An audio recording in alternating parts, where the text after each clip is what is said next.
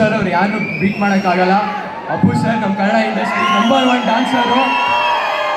ಅವ್ರ ಗ್ರೇಟ್ನೆಸ್ ಯಾವತ್ತೂ ಮರೆಯೋಕ್ಕಾಗಲ್ಲ.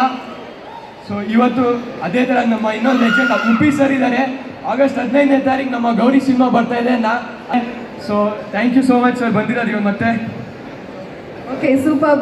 ಸಾನಿಯಾ ಹೇಳಿ, ನಿಮ್ಮಿಬ್ಬರ ಡ್ಯಾನ್ಸ್ ರೀಲ್ಸ್ ಪ್ರತಿಯೊಬ್ಬರು ಅಂದರೆ ಸಾಕಷ್ಟು ಜನ ಮಾಡ್ತಾ ಇದ್ದಾರೆ, ಸಾಂಗ್ ಎಲ್ಲ ವೈರಲ್ ಆಗಿದೆ. ನಿಮ್ಮಿಬ್ಬರು ಡ್ಯಾನ್ಸ್ ಬರೀ ಆ ಸಿನಿಮಾದಷ್ಟೇ ಅಲ್ಲ, ಕ್ರಿಯೇಟಿವ್ ಆಗಿ ಇನ್ನೂ ಏನೇನೋ ಮಾಡ್ತಾ ಇದ್ದೀರಾ, ಅದ್ರ ಬಗ್ಗೆ ಹೇಳಿ.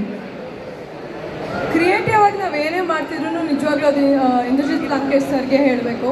ಯಾಕಂದರೆ ಅವರು ಪ್ರತಿಯೊಂದು ಇವೆಂಟ್ನಾಗಿರಲಿ ಅಥವಾ ಪ್ರತಿಯೊಂದು ಪ್ರಚಾರದ ವಿಚಾರಗಳಾಗಿರಲಿ ತುಂಬ ಯೋಚನೆ ಮಾಡಿ ತುಂಬ ಸೂಕ್ಷ್ಮವಾಗಿ ಗಮನಿಸಿ ಎಲ್ಲವನ್ನು ನಮಗೆ ಇನ್ಸ್ಪಿರೇಷನ್ ಕೊಟ್ಟು ನಮ್ಮನ್ನು ಮುನ್ನುಗ್ಸ್ತಾ ಇದ್ದಾರೆ. ಸೊ ಅವ್ರಿಗೆ ಹೇಳಬೇಕು.